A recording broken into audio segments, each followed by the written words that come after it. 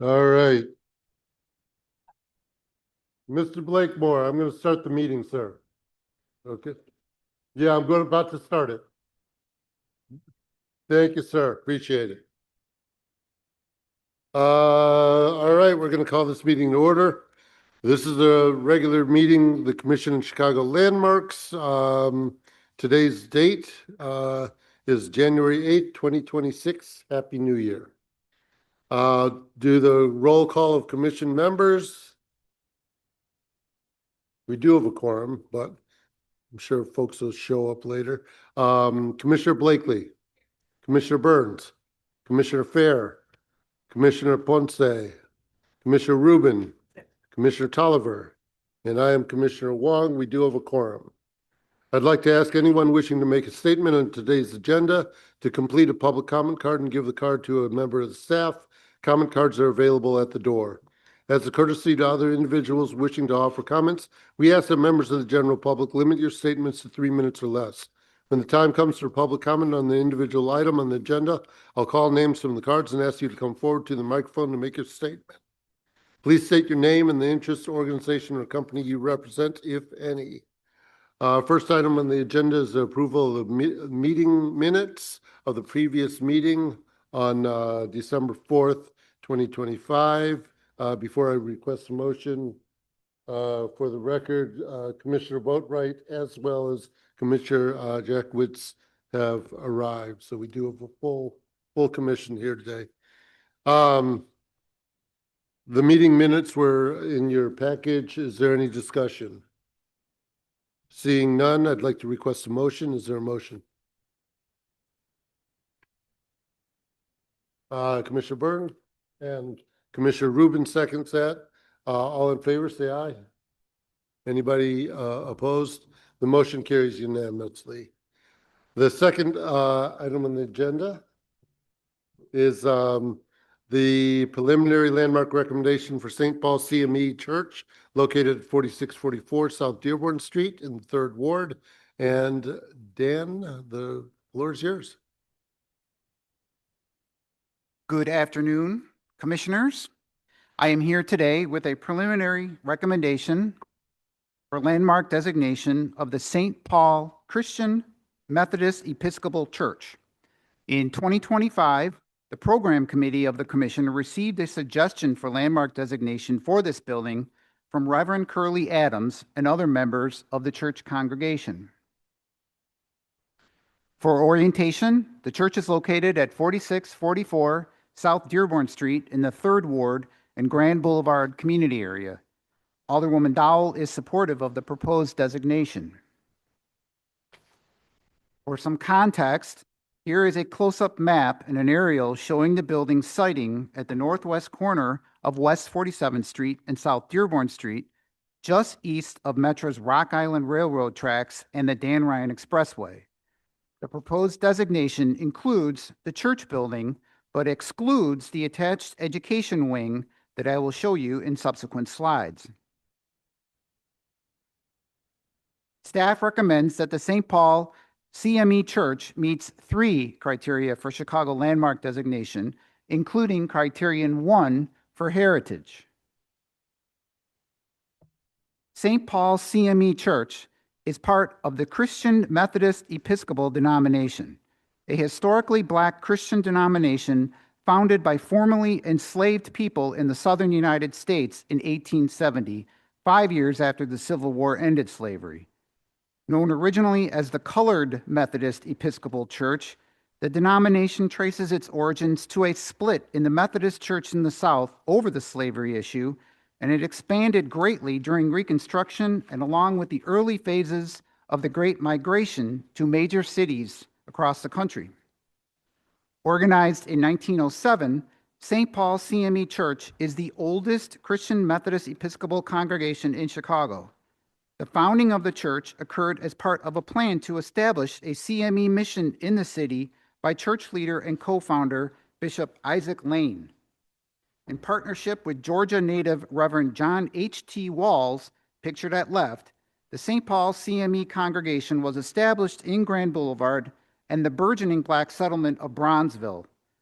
The initial meeting of the congregation was held by Reverend Walls and attended by his wife, Leah Thomas, and mother J.L. Reeves, all of whom fled the South following the Atlanta Race Massacre in 1906.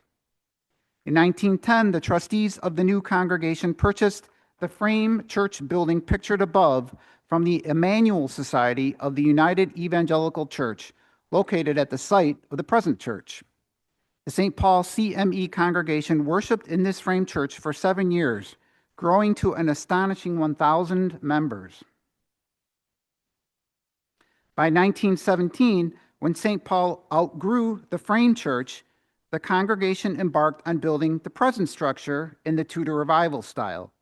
The adoption of the Tudor Revival style stems from the design of Mother Liberty, the former headquarters of the CME Church located in Jackson, Tennessee, and pictured at left, which was used as the prototype for all CME churches within the United States constructed between 1895 and 1930.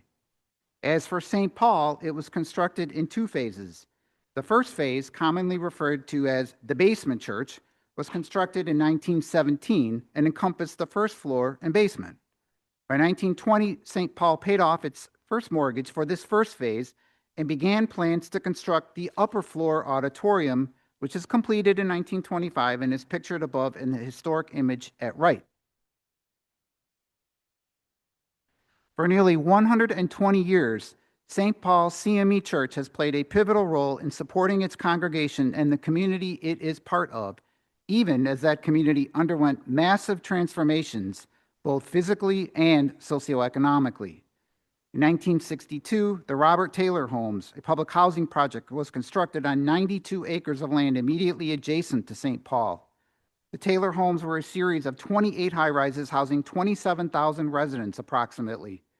During the latter quarter of the 20th century, the Taylor Homes had an immediate impact on St. Paul as the church provided essential community services, including after-school programming for children, and in turn, Robert Taylor residents worshiped at the church. During this time, St. Paul CME maintained an active congregation of approximately 1,200 members with thriving community outreach programs such as the local Girl Scout troop, holiday food distributions, a women's committee, and a prison ministry. Several notable members of the congregation during this time include State Representative Robert H. Holloway, educational activist and community leader Vertil Trice, Congressman Bennett McVeigh Stewart, and Appellate Court Judge Justice Bertina E. Lampkin. To this day, St. Paul maintains an active membership of approximately 130 individuals while continuing to contribute to its community. In addition to Criterion 1, staff recommends that the building meets Criterion 4 for exemplary architecture. St. Paul's form and massing are inspired by medieval castles through the incorporation of corner towers crowned with crenellated parapets. An overall feeling of monumentality is achieved through an emphasis on verticality, including the towers, tall arched windows, and a pronounced steeply pitched gable roof form. The front, east facade, is clad with monochromatic red brick, creating a sense of permanence. The heavy brick facade is contrasted with a reserved use of finely carved limestone ornamentation to accentuate window and door openings, floor levels, and roof lines, embodying the motifs of the Tudor Revival style, including the Tudor rose. Here are some details of the north main entrance, as well as the Tudor rose at the lower middle, and the building's cornerstone. On the right, you can see how the north tower partially wraps around to the north facade, which then gives way to common brick. The historic stained glass windows fill the interior spaces with soft green, blue, and yellow light, meaningful colors to the Methodist faith, which symbolizes new life, hope, and divinity, respectively. On the exterior, please note that the windows are protected by a plexiglass storms, but they are very much intact, as this image of the second floor balcony level windows shows from inside of the building. Finally, between 1960 and 1961, the church did expand its campus and mission through the construction of a two-story educational wing, which adjoins the church at the south. The education wing is excluded from the significant features. Staff also believes the building meets criterion 5 as the work of a significant architect. St. Paul Christian Methodist Episcopal Church was designed by the architecture firm of Eklund, Fugard, and Knapp. It was formed in 1916 by Moline, Illinois architect Henry C. Eklund and Chicago architects John R. Fugard Sr. and George A. Knapp. Although the firm was in business for only 3 years, its designs were prolific throughout Illinois, Iowa, and Missouri. In Chicago, their extant work ranges from large apartment buildings and churches to single-family residences. The St. Paul CME Church stands as one of the remaining examples of their collective work in the city. Other extant commissions by the firm include Irving Park Swedish Methodist Church at 3938 West Belle Plain, constructed in 1916, the First Swedish Methodist Church, pictured above, at 6350 North Paulina Street, constructed in 1918, the Robert J. and Georgia White residence at 9544 South Winchester, and multiple Streeterville apartment buildings, including 230 East Delaware Place, constructed in 1916, and 229 East Lakeshore Drive, constructed in 1919, a contributing building in the East Lakeshore Drive district, which is a designated Chicago landmark. And that's the one pictured on the right. The most senior partner, Henry Eklund, was a Swedish immigrant who arrived in the United States in 1888 to study architecture at the University of Illinois. Around 1896, he established his own architecture firm in Kewanee, Illinois. Notably, an early associate at his firm was the recent graduate Walter T. Bailey, who later became the first African American to become a licensed architect in Illinois. George Arnold Knapp was born and raised in Chicago. According to his obituary, he obtained his architectural training at universities in the East. Although trained as an architect, Knapp was intended to succeed his father as president of the farm machinery and steel company Knapp Brothers Manufacturing. After graduation, he was given the title of vice president of the Knapp Brothers operation while also working at an architecture firm in Chicago. As early as 1912, Knapp began his partnership with architect John Reed Fugard Sr., who had recently finished a BS in architecture from the University of Illinois. The young duo was prolific in their early years, designing several residences, theaters, and churches. Often, early permits show Knapp as the building owner and Fugard as the architect, indicating instances of project funding by Knapp. By 1913, Fugard and Knapp's headquarters were based in the newly opened Harris Bank building at 111 West Monroe. By 1916, the men did partner with Henry Eklund and organized the firm that is responsible for St. Paul, Eklund, Fugard, and Knapp. This firm was busy and successful for just a few short years in 1916 and 1917 in particular. However, in April 1918, Fugard enlisted in the Army Signal Corps during World War I. The work of the firm continued while he was deployed, largely to complete projects which were already in progress.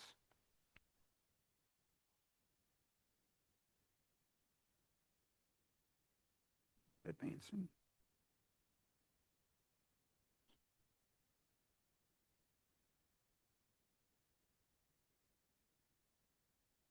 We are stuck.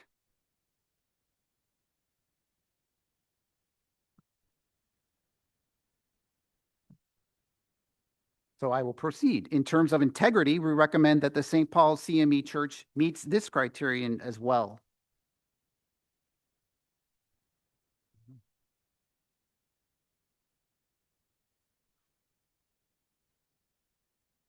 Thank you, Candlin.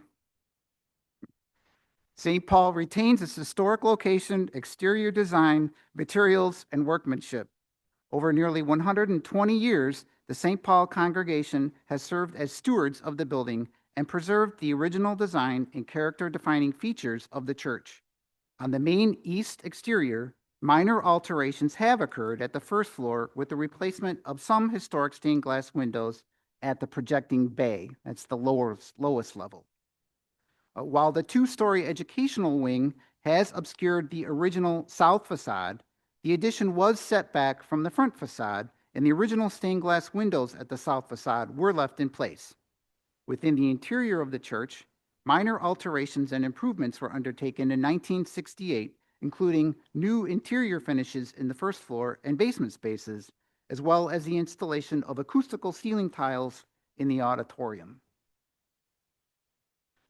To conclude, I want to thank Reverend Curly Adams and the entire congregation of the church, as well as Erica Ruggiero and London Hainsworth at McGuire Agleski Associates for the report research and writing.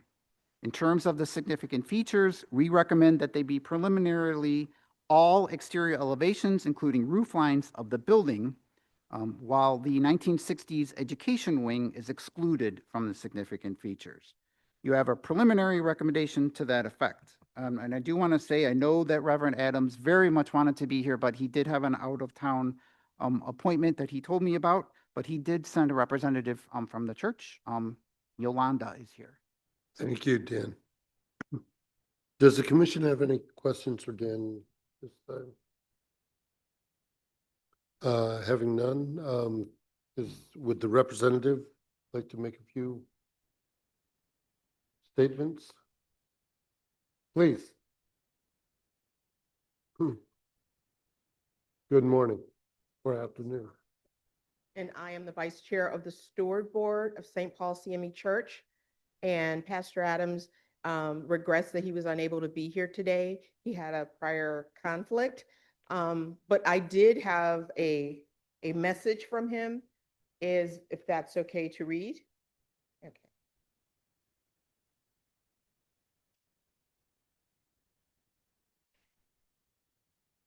Dear Historic Preservation Committee, on behalf of the officers and members of St. Paul CME Church, I want to express to you my thanks and gratitude for the opportunity to make our case for landmark designation. St. Paul has been an integral part of the Bronzeville neighborhood for 118 years. During this time period, we have established ourselves as partners in the struggle and effort to make the area surrounding the church better for every person living in the visiting and our visiting neighbors. Through our outreach endeavors, we have been able to bless children and families challenged by the struggles of life. In addition, we have partnered with the Chicago Police Department, 2nd District Unit to help decrease the violence and crime impacting the area. St. Paul has worked hard and consistently in becoming a relevant force on the corner of 47th Street. Being that St. Paul is the mother church of the Christian Methodist Episcopal Church in Chicago, we have continued to live out our Wesleyan and Christian tradition in working to reach the lost, challenged, ostracized, and forgotten in the community in which we reside. We know that you have many places to consider and approve for landmark status. However, I believe that St. Paul is not only worthy, but carries a great deal of history that will serve as an inspiration to all who come by our church to learn more about the CME Church. Again, I thank you and look forward to talking more about our worthiness for this honor. Blessings and peace, Reverend Dr. Curly L. Adams. And may I take a point of personal privilege? I am originally from Wisconsin, Milwaukee, Wisconsin, and my father was a CME pastor in Milwaukee originally. And as a child, we often came to the Mother Church, to St. Paul, for conferences and sharing. And so now I have had the opportunity to live here, and be a part of St. Paul for almost 30 years. And it has been a blessing to be a part of this community and to share my faith along with St. Paul. Thank you. Thank you. Does the commission have any questions for the applicant? Thank you very much. I'll call for public comments. Mr. Blakemore.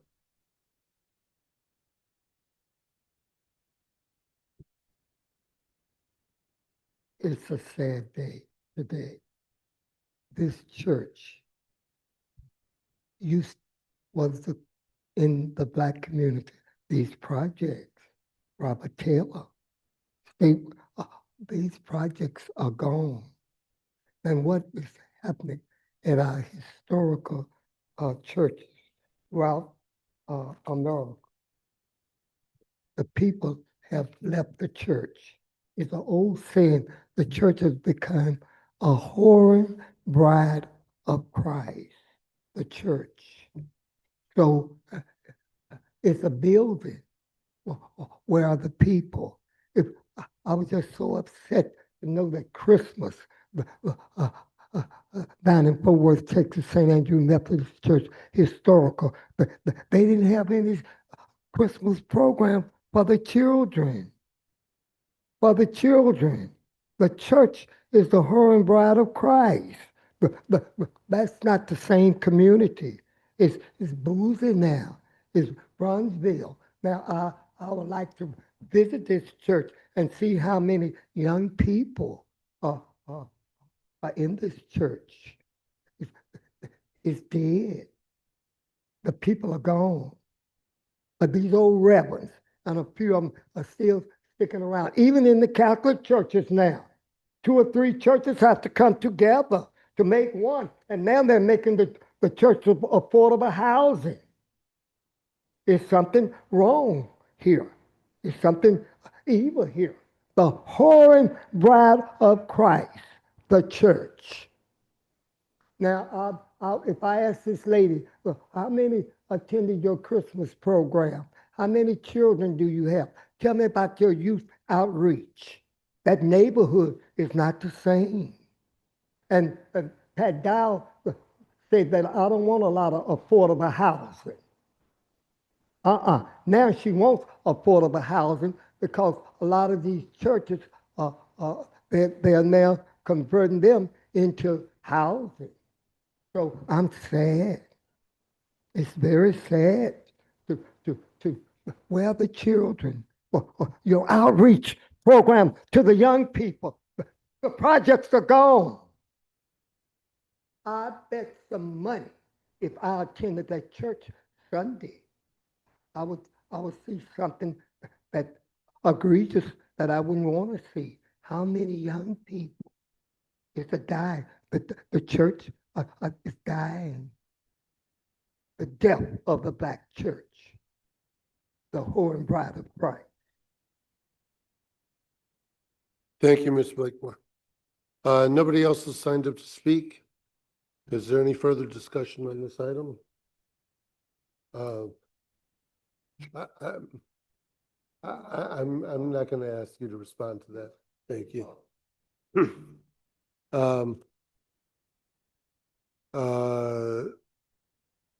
If no further discussion, I'd like to request a motion to adopt the preliminary landmark recommendation for the St. Paul CME Church at 4644 South Dearborn Street. Is there a motion? So moved. So moved by Commissioner Boatright, second by Commissioner Ponce. Do the roll call. Commissioner Jekowitz. Yes. Commissioner Blakely, Commissioner Burns, Commissioner Fair, Commissioner Rubin, Commissioner Tolliver, and I am a yes as well. The motion carries unanimously. Congratulations. Next item on the agenda is a report from the Department of Planning and Development and final landmark recommendation for the property located at 30 North LaSalle in the 34th Ward. I do want to note that we have 2 steps to cover for this agenda item. First, we're going to hear the report from the Department of Planning and Development and ask the commission to vote on the report.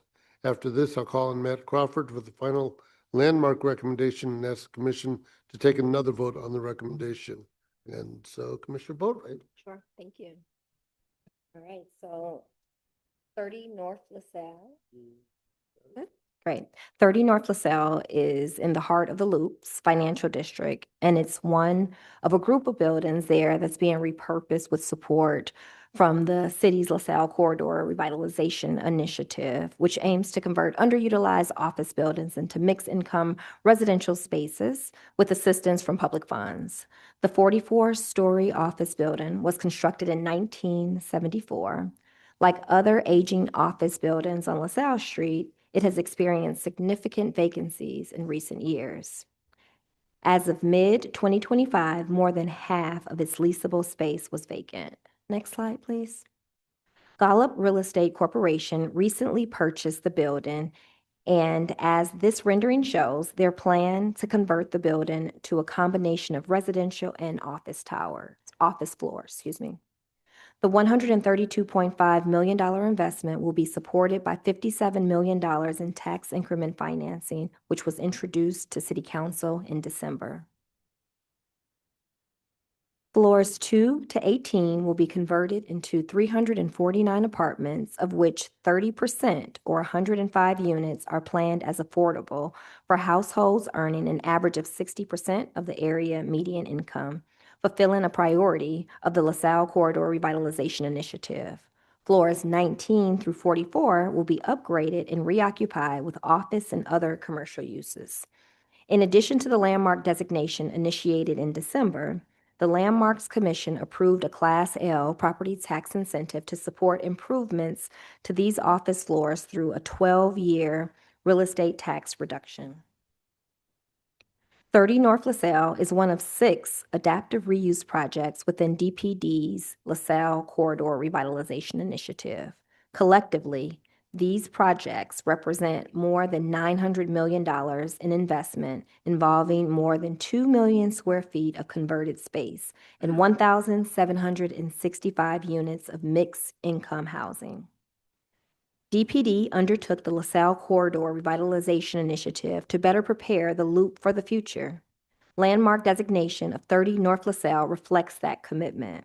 Therefore, the Department of Planning and Development finds that the proposed landmark designation of 30 North LaSalle supports the city's overall planning goals for the surrounding loop and central planning region and is consistent with the city's governing policies and plans. That concludes my report.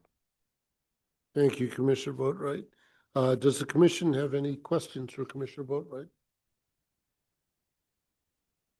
None at this time. I'll call for public comments. Mr.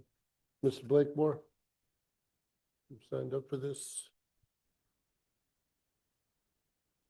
Not here. Mr. Fleener.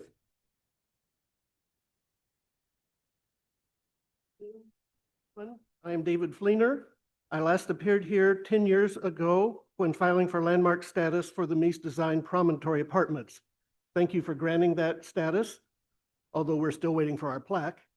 But that's okay because fellow resident Tim Samuelson and I disagree about where to display it. However, I stand before you today as an architect and board member of Docomomo Chicago, a nonprofit organization dedicated to the documentation and conservation of building sites and neighborhoods of the modern movement. The building under consideration is certainly a building of the modern movement, but Docomomo opposes designating this building as a landmark. According to the draft report, the building is exemplary architecture that displays all the character-defining features of an international-style high-rise while incorporating new formalist elements that broke with strict Miesian tradition. We beg to differ. The only exemplary aspect of this building is the fact that it was the first, if not one of the first, mediocre high-rise buildings built in the Chicago Loop, home to a multitude of truly exemplary structures, including the Louis Sullivan design Chicago Stock Exchange that was demolished to make room for this building. As regards new formalist style, that includes a reintroduction of historical precedents, especially classical elements such as arches, freestanding stone columns, and ornament in the form of patterned screens, none of which are incorporated in this building. We have reviewed the 3 criteria offered in the recommendation and respond as follows. Number 1, the only value we find is the architectural importance of the building it replaced. Number 2, the type and style of Thomas E. Stanley's work in the 60s and 70s was dictated by the needs and the budget of his corporate developer clients, not quality of design or craftsmanship. Number 3, the list of this architect's buildings, which none of which are in Chicago or Illinois, cited in the recommendation, are significant in quantity only, not of significant quality. We also note that no Chicago architects were willing to take on this commission, and an out-of-state architect was required. It is Docomomo's position that granting landmark status to a building that does not live up to these criteria and is being granted for purely financial reasons sets a dangerous precedent for future developers and owners to take advantage of the landmark system and would dilute the significance of our unique Chicago architectural heritage. We wholeheartedly support the LaSalle Street corridor conversion to residential use with the hope that this will preserve deserving buildings and enliven the city center. However, in this case, a different economic vehicle should be used in lieu of one based on. Thank you, Mr. Fleener. Mr. Blakemore, I'm going to give you your opportunity here. Spoke to the lady out there, and she told me that educational section of that bill, of that historical church, was they groom the little ones and then they come into the church, because most of our black churches are dying. Or they don't even have Christmas programs or anything. But she told me that that building that was not historical, she recruits the children and educate them to come into the church. And that's beautiful. Anyway, let me go to this topic. Greed and money. These are Mr. Blakemore. These rich people that own all these buildings downtown, those buildings are empty. So what will we do with this? We'll say they're historical, and then we'll make them residential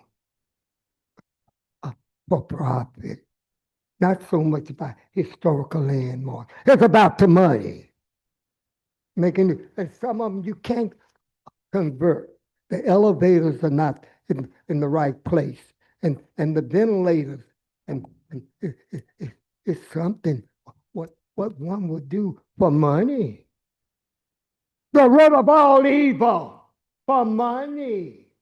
These are empty buildings. The owners are losing money. It's not so much about the historical. And then they say, what can we do? We can go to government. And we can make them residential. Oh, it's evil. Evil here. What's going on in Minnesota? What you talking about, Minnesota? They're fighting each other. Mean, fighting each other now. They turning on each other. And these empty buildings.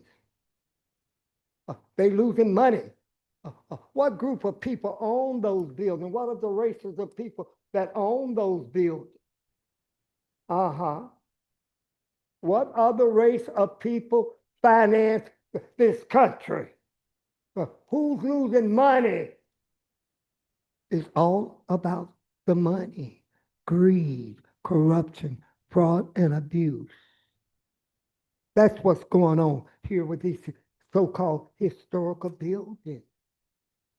Evil people. They'll do anything for money. They'll kill each other. They're fighting now. The country is divided. The politics. Go red, go flip red, go blue. Thank you, Mr. Blakemore. Ward Miller.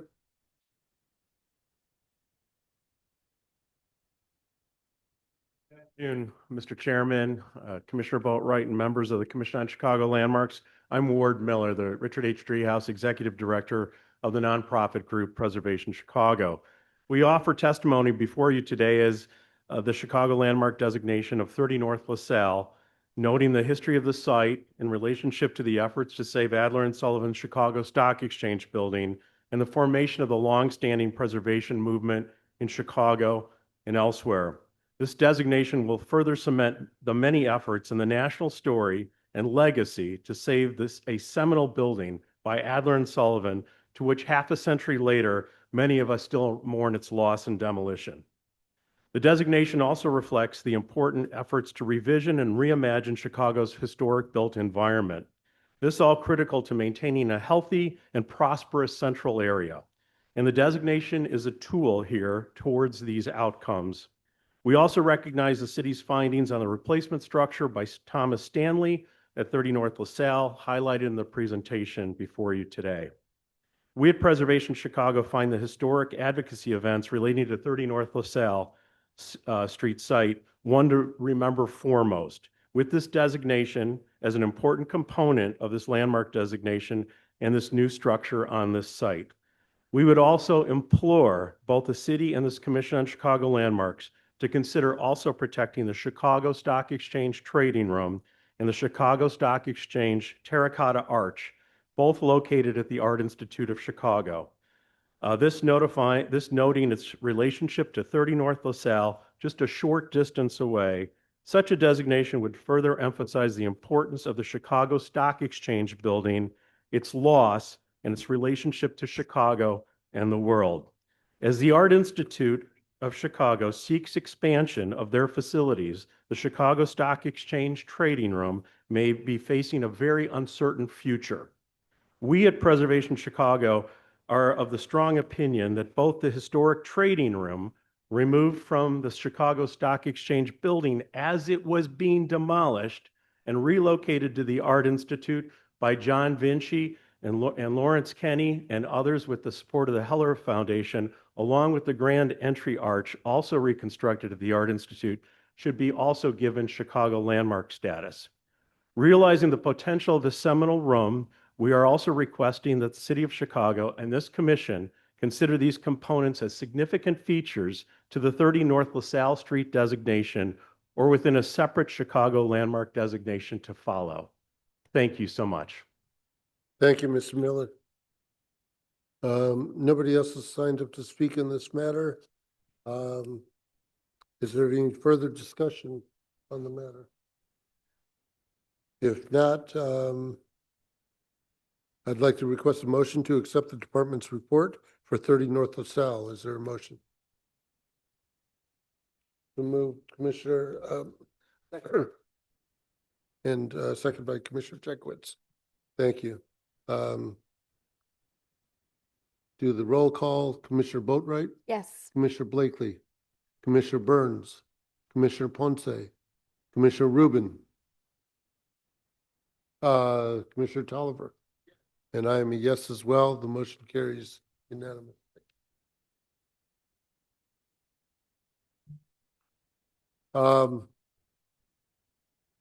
We'll consider the final landmark recommendation. And since we took public comment already, hopefully nobody needs to testify again. So, Matt, I'm going to give you the floor here. Thank you, Chairman, members of the commission. So you have a good report from the Department of Planning and Development, and we have consent from Golub, the owner of the building. You may now consider a final recommendation to City Council. Building is located at the southwest corner of LaSalle and Washington, right across the street. It's in the 34th Ward. Alderman Conway is in full support of the landmark designation. Closer view of the building. So in your preliminary recommendation, which was just in December, you found that the building meets 3 criteria for landmark designation, including number 1 for heritage, specifically the building's siting on what was the Chicago Stock Exchange and the very complicated heritage that this building presents to us today. So as we mentioned, when this was built in the 70s, this was a controversial building. Its construction resulted in the demolition of Adler and Sullivan's Stock Exchange from 1894. The campaign to save that building was an important chapter in the preservation movement in Chicago, and it was also an episode that was marked by the death of Richard Nickel, a leader of the preservation movement in the 1960s. He was killed when a portion of the building collapsed while he was salvaging ornament. So as we said in December, the loss of the stock exchange, the construction of 30 North, and the development of the historic preservation movement in Chicago could all be seen as spillover effects from the Great Depression of the 1930s and World War II, which spanned from 1941 to 1945. During this time, American cities like Chicago had deteriorated physically and economically. This photograph of our skyline from 1954 shows that nothing had been built in the Loop in the previous 2 decades. Another challenge facing Chicago in the 1950s was the growth of suburbs, which began to draw businesses away from the Loop to office parks like this one, which was built for United Airlines in Elk Grove. So there were a lot of challenges, and because the Loop accounted for nearly a third of the city's tax revenue, there was great concerns at City Hall and also in the business and civic communities in the city. In 1958, under the Richard J. Daley administration, the Department of Planning and Development released the Central Area Plan with these kind of futuristic renderings. It was a pretty ambitious plan that envisioned a transformation of the central business district and lakefront, complete with new office buildings. By the time the plan was released, there were already signs that the Loop was reviving. The Inland Steel Building, completed in 1957, was the first office building constructed in the Loop since the 1930s. So Inland Steel, as a kind of modern, very high style, international style building, foreshadowed future development downtown. By the 1970s, when this wave of redevelopment was kind of finishing up, modernist office towers would transform Chicago's skyline to what it is today. But all that development was happening in the Loop, an increasing number of historic buildings were becoming threatened. And a growing number of architects, academics, and Chicagoans feared that this wave of revitalization would come at the expense of Chicago's architectural heritage. And an early flashpoint came in 1957 when the Chicago Theological Seminary announced plans to demolish the Robie House, designed by Frank Lloyd Wright. That proposal sparked an outcry across the country, and eventually the seminary dropped its plans. The threat to the building raised concerns. And so Alderman Leon Desprez responded to this concern with an ordinance to establish the Commission on Chicago Historical and Architectural Landmarks, the precursor to the body that you sit on. The ordinance was approved in 1957.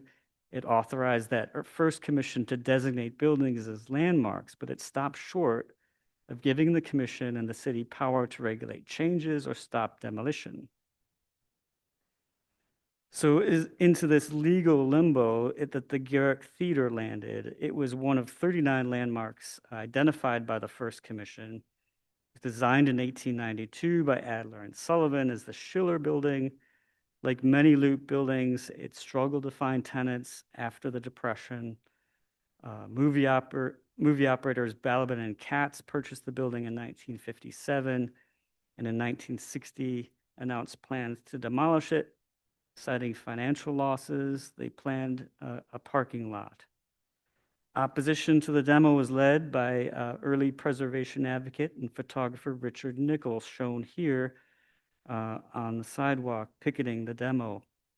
He helped establish a Chicago Heritage Committee, which included architects and academics. They got good press coverage, was generally sympathetic to the protest, and it really attracted a lot of interest in Chicago. Ultimately, the Garrick was demolished in 1962, though Nichol and members of his Heritage Committee managed to save fragments of the building, some of which are on display in museums, including the Art Institute of Chicago. The loss of the Garrick highlighted the toothless nature of the 1957 Landmarks Ordinance. And 11 years later, in 1968, City Council passed the current Landmarks Ordinance, which established your commission. Among the commission's first acts was identifying properties worthy of real landmark designation. That meant protection. The commission's early years focused on high-rise commercial buildings, especially those of the Chicago School of Architecture, particularly those designed by Adler and Sullivan. An early priority was this building, the Chicago Stock Exchange, which was completed in 1894. In 1970, the building changed hands, and the new owner announced plans to demolish it. The Landmarks Commission recommended to City Council twice that the building be protected as an official landmark.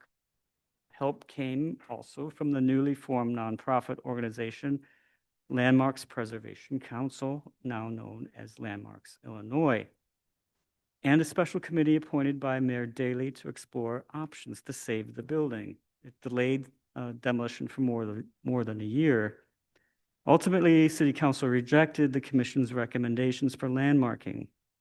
This was based on the assumption that the city would have to acquire the building and pay for its restoration. Of course, this was before the Penn Central Supreme Court case in 1978, which upheld that cities could landmark buildings without buying them. So as we've heard, before the demolition occurred, Richard Nickel was hired by this commission to document the building photographically. The Art Institute hired, as we've heard, John Vinci and others to salvage the trading room and entrance arch, which are now on display there. Nickel joined in the salvage efforts, which were completed in early 1972.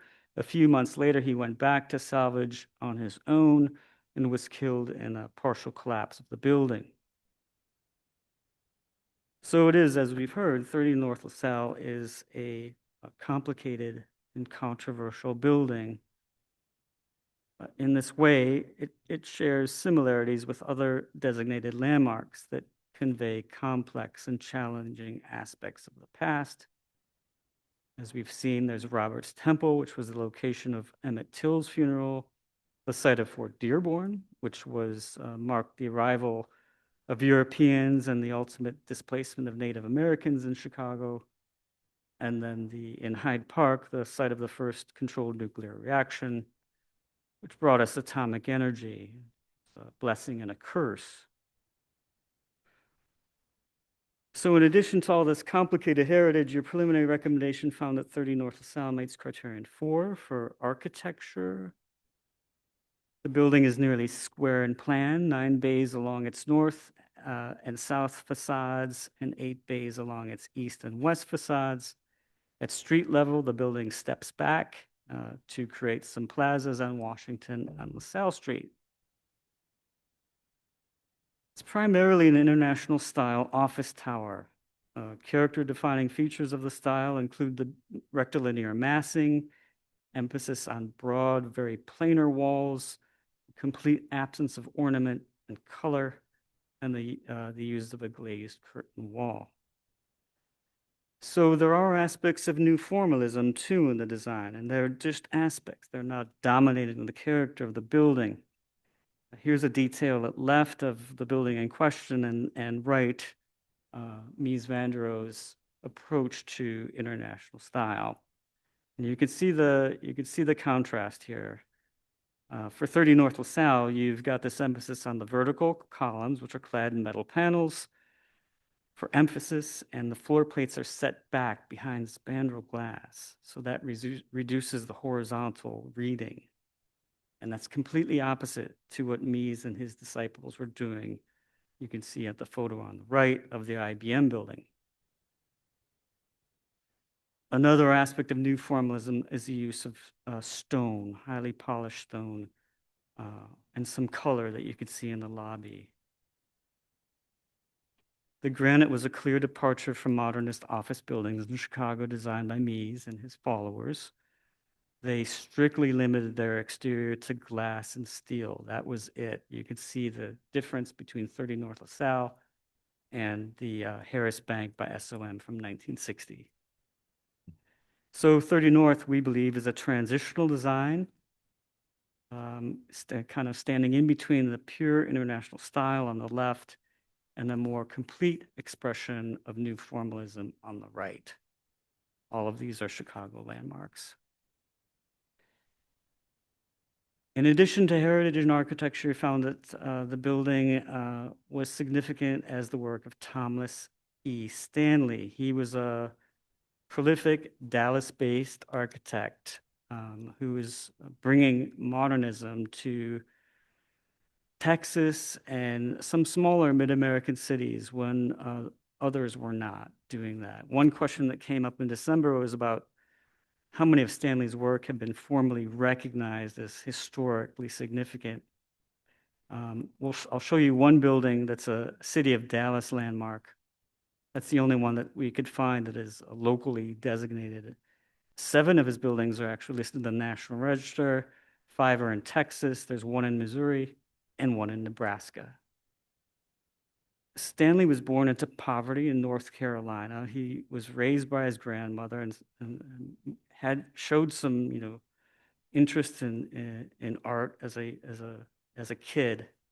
And he began his career in architecture in the 40s in Houston, in the office of Wyatt Hendrick, who maintained one of the largest architecture firms in in Texas at that time. And Stanley moved up the ranks pretty quickly at Hendrick. He became partner. An important early commission is this, a very colorful high-rise in Dallas from 1958.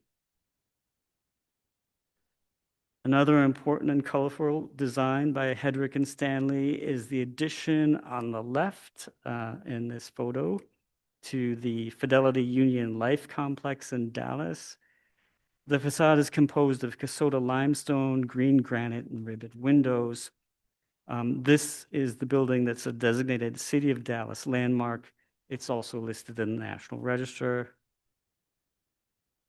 And then Stanley established his own firm and had this very large and important commission from 1961, which he did in a partnership with architect George Dahl. It's a 44-story hexagonal tower rising from this massive 8-story marble-clad base ringed with a series of arched openings supported by square columns. Clearly, this is kind of the epitome of new formalism. You take the classical Greek temple and try to abstract it and modernize it. This is also listed in the National Register. What Stanley was doing in the 60s and 70s was bringing modern architecture to mid-American cities that didn't have, these large architecture firms that Chicago had or New York had. So a few examples. He really started to specialize in bank design. His firm grew a lot during this time, and he established a specialty in his firm that just focused on bank design. Many of these buildings in mid-American cities were obviously the largest in their respective cities and often the largest in their states at the time. Stanley, 30 North LaSalle from the mid-70s is one of his last careers, but he lived until I think 2012. But a lot of his career was based in the oil business in Texas. And when the oil embargo hit in 1973, it really put an end to his career. But this is one of his big designs for an oil company. This is a research center for Arco Oil. And you can see this kind of modernization of classical pavilions with, white stone. In addition to commercial, he also designed a range of building types, including this new formalist apartment building with the very fun concrete grill railings, and these 2 very expressive modern churches in Dallas. Back to 30 North, with regards to integrity, you found that it meets this criterion. The only real change that's occurred to this building, you can see on the right, was the alteration of storefronts and kind of a postmodern idiom. It's a little clunky, and what the owner intends to do is restore the storefronts to something more to what was there originally, which is what's on the left. So to wrap up, the building is in the 34th Ward. Alderman Conway's in support. This used to be Alderman Riley's ward. He also sent us a letter in support. As you've heard, you have some support from Preservation Chicago. We have letters from the Chicago Loop Alliance and BOMA Chicago, all in support. Your preliminary recommendation identified the significant features as all exterior elevations, including roof lines of the building. And because this building has a rehabilitation that's been reviewed by PRC in March of August, those recommendations of PRC are incorporated in the significant features just so that those are memorialized moving forward. So I'm happy to answer questions that you may have. Representatives of Golub, the redevelopment team, are here if you have any questions for them. So Great. thank you. Thank you, Matt. Does the commission have any questions for Matt at this time? Having none, with the Golub team, would you all want to make a statement?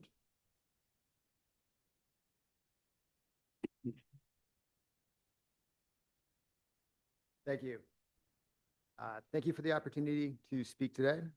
My name is Colin McKenna, and I am the Senior Vice President of Acquisitions for Golub and Company, the asset manager for the building, and the owner's representative. Chicago's Loop has been a critical part of Golub's heritage for decades, and we are excited to be leading the charge in restoring the Loop's vibrancy by renovating 30 North LaSalle. We greatly appreciate the commission's and staff's work to review the project, and Commissioner Boatwright's leadership and commitment to ensuring the Loop is revitalized in a way that supports the city as a whole. Thank you. Thank you. Right, nothing? Okay. Does the commission have any questions for the applicant? Having none, folks have already spoken in the previous section. And I do want to note for the record that the previous motion was by Commissioner Fair and seconded by Commissioner Jekowitz. I am now going to request a motion to accept the department's report for 30, hang on. Request a motion to adopt the final landmark recommendation to City Council for 30 North LaSalle. Is there a motion? The move, Commissioner Jekowitz. Second. Oh, Oliver, sorry. And a second? Second, Commissioner Jekowitz. Commissioner Boatwright, Yes. Commissioner Blakely, Commissioner Burns, Commissioner Fair, Commissioner Ponce, Commissioner Rubin, and I am a yes as well. The motion carries. Next on the agenda is the citywide Adopt a Landmark Fund 2025 applications for informational. There's no resolution before the commission for this agenda. It's for information only. And Dan, I guess you're giving the report. Good afternoon again, Commissioners. I'm here this afternoon with an overview of the 2025 Adopt a Landmark funding round. DPD opened the funding round on May 19th, 2025 at the Preservation Expo, and applications were due August 15th. In addition, DPD held an informational webinar for prospective applicants on June 12th. Overall, DPD has selected 4 projects out of the 20 that were received. The preliminary awards total for the 4 projects total $887,838, and the total project costs of those 4 projects is just under $2 million. As you are aware, each project must come back to the commission for a full review of its finalized scope and budget when ready. And each project will then be subject to a formal Adopt a Landmark agreement signed by the city and owner that includes requirements for the establishment of an escrow to deposit the project's funds and a third-party inspecting architect. Then, once complete, each project will come back to the commission for an overview of the completed project. The funding priority for Adopt a Landmark projects approved previously by the commission was neighborhood anchor buildings and neighborhood commercial buildings. The goal, as you might recall, with this funding priority was to focus on landmark buildings in Chicago's neighborhoods that are centers or aspiring centers of community life, or commercial or mixed-use buildings that reinforce local commerce and pedestrian activity. For 2025, we also added that projects that sought less than $250,000 should be given additional priority due to the limited availability of funds in 2025. So again, we had two overall priorities this funding cycle. The projects were also reviewed against the above 7 evaluation criteria, which were established in prior years. I won't read all of these, but they are projects that address exterior envelope issues, projects located in qualified investment areas, and projects that will have a catalytic impact, among other criteria. And now here is a brief informational overview of the 4 selected projects. First is Apollos 2000, located at 2875 West Cermak in the South Lawndale community area in 24th Ward. Apollos 2000 was designated a Chicago landmark in 2024. Constructed in 1917, the building is the last surviving theater commissioned by Lewis and Meyer Marx and originally housed the Marshall Square Theater, a transitional motion picture theater that was built between the smaller Nickelodeons of earlier years and the more elaborate movie palaces of the 1920s. Today, it is owned by Javier Galindo and known as Apollos 2000. Since 1990, Apollos 2000 has transformed the building into an event and performance space that contributes to the cultural landscape of Little Village and Chicago's wider Hispanic community by supporting Latin music, lectures, and supporting various not-for-profit organizations.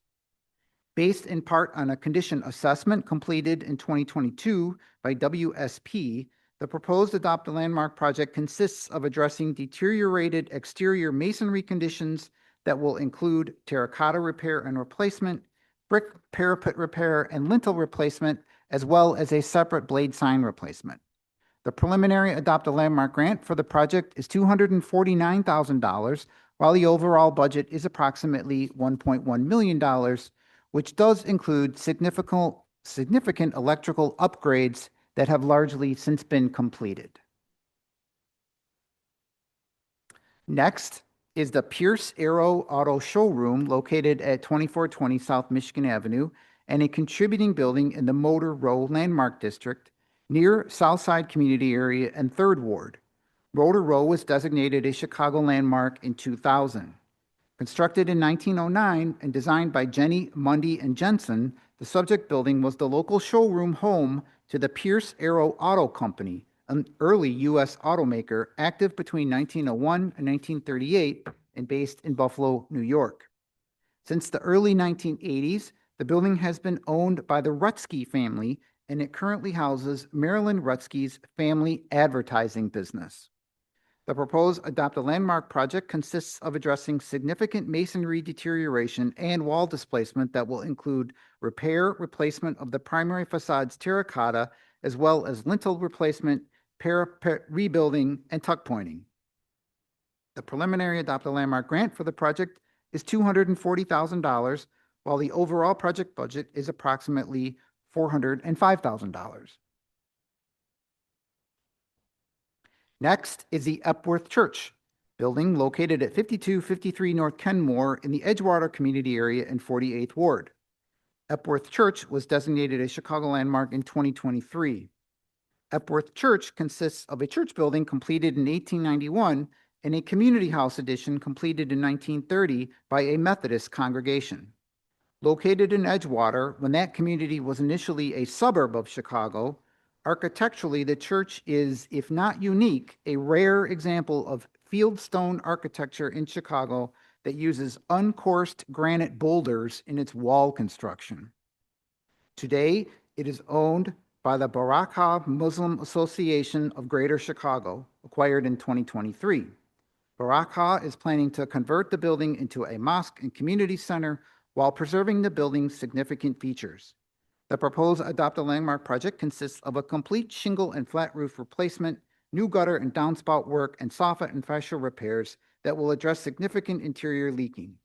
The preliminary Adopt a Landmark grant for the project is $235,000, while the overall project budget is approximately $305,000. And finally is the Hyde Park Union Church Building located at 5600 South Woodlawn in the Hyde Park community area and the Fifth Ward. Hyde Park Union was designated a Chicago landmark in 2024.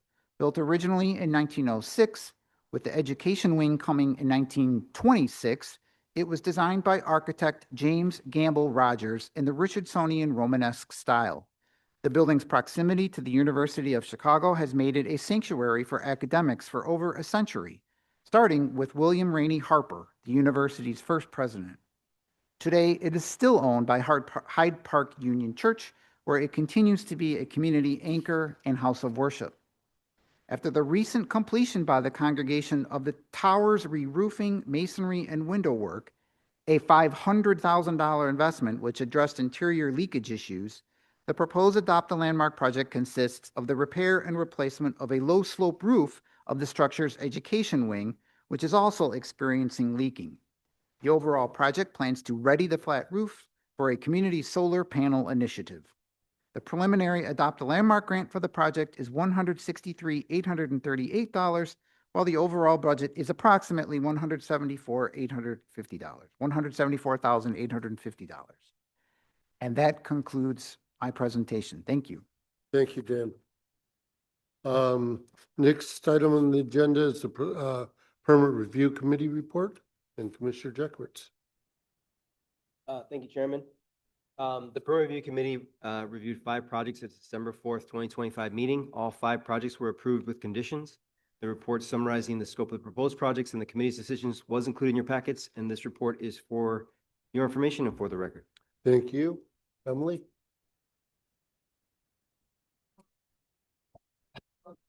Yeah. Nope. Okay. For the month of December, staff approved 125 permit applications. A total of 152 reviews were performed by staff, and the average number of days to issue approval or corrections was 6.4 days. France is the only one. Thank you, Emily. Ms. Blakemore, you had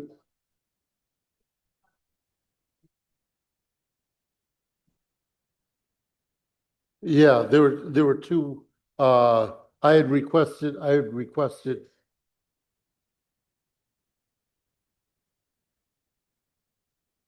for the permit review.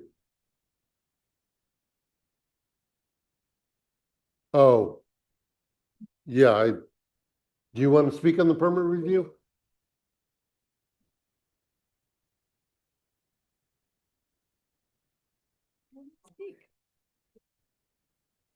Mr. Blakemore, I'm sorry. Yes, sir, I am. If you'd like to speak on the permit, please do. No.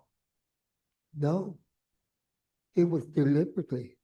Every time you're supposed to have the permits over here, and the citizens have every right to speak on this for or against these permits. You didn't do this because you want to silence me. Because Yeah, I'm unique, He's you saying there's see. no forms. You don't see any other black person down here speaking. There are forms? You did this deliberate. Let me go. Let me quiet down, Mr. Blakemore. We don't need this here. You're on a mission. With this money that you're giving to these various landmark that has landmark status. Now calm down. Like that Apollo Theater. Calm down, Mr. Blakemore. You have black faces in high places, but they're silent. You're different. Embrace your uniqueness. With you're giving money, and we have the Riga Theater here on the south side. For whatever reason that the alderman or the people in the community is not speaking out, I am. for it to get landmark status and to get some of this money. Some of this money, you're giving it to these other big things. You know, something happened to the black man on this plantation. Something mentally happened. Mentally happened on that plantation. You have black faces now in high places, supposed to be educated black people. They're supposed to advocate for us. And they're silent. And I had to come up, hey, sir, you know, Mr. Blakemore,